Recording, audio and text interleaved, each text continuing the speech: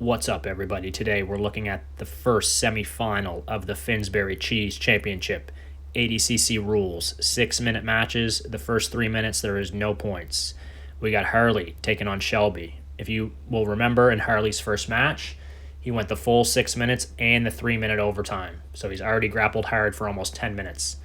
His first match, he started out fairly slow, but he really picked up the pace as he went on against Mike and was able to rack up some points in the overtime. Shelby's first match was against Andrew.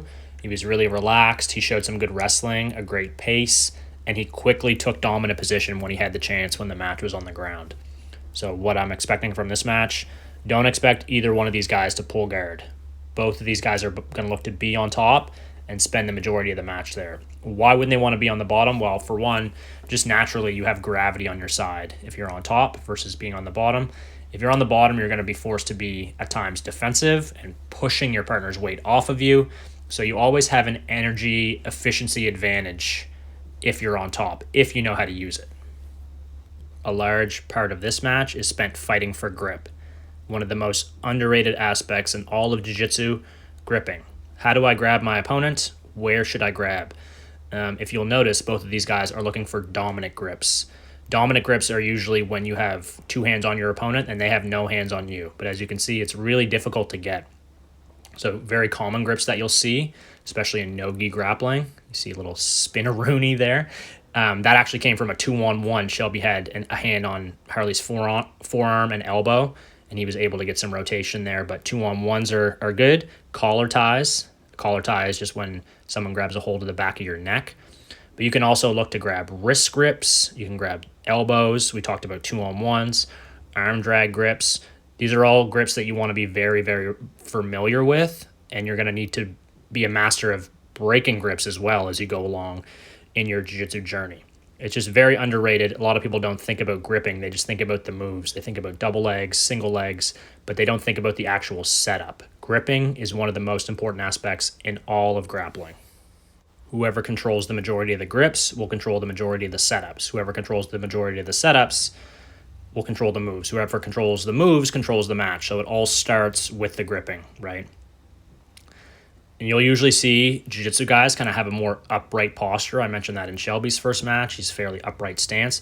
There's nothing wrong with it. It just can open you up to shots at the legs, but often people are hesitant in jiu-jitsu to shoot in at the legs because there's fears and threats of being guillotined, possibly kimura'd. Using jiu-jitsu to counter wrestling works really, really well. So you kind of have to come up with a different method to take your partner down rather than just shooting in at the legs. And that can be through like foot sweeps. There's lots of beautiful judo throws and techniques where you're not having to shoot in at your opponent's legs. It can be difficult without the gi, obviously. But that's kind of what we're watching here is both guys exchange grips. They're not going to go for a move until they have the grip that they want, which is actually really smart because that's going to save them energy. All moves in jiu-jitsu require grip, setup, and then execution of the moves. So if you neglect the grip, you're not going to have a very successful setup. Shelby looks like he's getting a little more aggressive here. He gets onto a body lock, and he puts Harley down. So watch again. Look at Shelby's left hand. It's on the inside of Harley's arm. He has his left hand on the bicep. Harley, it's tough to see, but on the other side, Harley's left arm, he takes an underhook here. Now Shelby moves under the elbow with his arm, and he's switching his feet to get an angle. Now he has a body lock. And Harley's arms are trapped here, which sucks for Harley. And now Shelby's able to get even more of an angle, get his leg behind Harley's leg, and then start to break him down to the floor. And now we're past halfway. So Shelby has put 2 points on the board, 2-0. And that was really good control by Shelby here, good control of the hips, and a nice response by Harley. Anytime you're hugging your arms and putting weight on the guy's hips, it really, really limits his mobility with his guard. But see how Harley was able to frame, put a hand on the hip, and create a little bit of space. Now Shelby's got some really good pressure going here. Pressure can almost be a submission in itself. Harley gave a nice little bridge there. He's in a bad spot with his left arm. Shelby could potentially go for a far side arm lock here. But Shelby looks like he's thinking about the Hodger Gracie style mount, which I like, which you just basically walk your legs into your opponent's legs until Harley's knees fall to the side. But now Harley hit a nice regard there. Pops up, and Shelby snaps him right back down with the front headlock. To Harley's escape here is his right knee. Look how he adjusts his hips, and you see that right knee go right in at the pocket of Shelby's hip. Now he's got more surface area to push with, and then he starts to stand up, and watch Shelby quickly snap on that front headlock. Very nice timing, and then he drags Harley right back down to the ground. Looks like Shelby was maybe thinking about a guillotine there, but now he's using the front headlock to try to gain position and try to go for the back. Nice circle to the back there. Harley tried to catch the leg, but he was just a second too late. And that was, Harley was kind of building up some momentum there too. He was able to escape the side control. So Shelby kind of shut things down and shifted the momentum back in his favor. Sometimes it feels like a tennis match to me. When you're watching grappling, you can kind of feel the momentum go in one person's favor and then the other. So right now you see Shelby is in a really good half guard passing position. He's making Harley look away from him through shoulder pressure, which is good. Now he's looking to move into mount. See how Shelby's right foot, where it is now, his right knee is free. Harley's only lifeline here is that he still has Shelby's foot trapped, and now he's desperately fighting to try to trap the knee again so he can establish some type of guard and then look to fire back.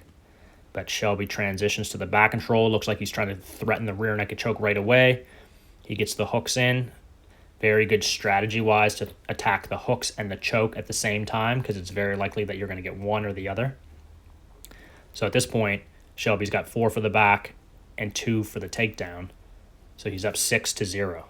Shelby is still very much hunting the submission, and Harley is showing some good defense here. This is a really bad spot to be in.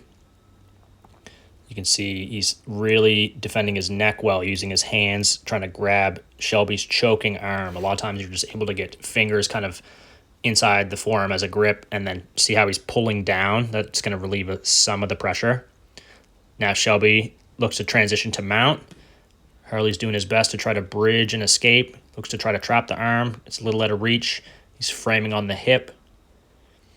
So that was nice. Shelby obviously didn't like how this felt, so he felt like he should transition to mount, which was good than just trying to force something that he was losing, because then Harley could have escaped. Shelby posts his left hand to prevent the bridge escape, and now Harley, you're going to see him use his hands. See how he uses his hands on Shelby's hip there.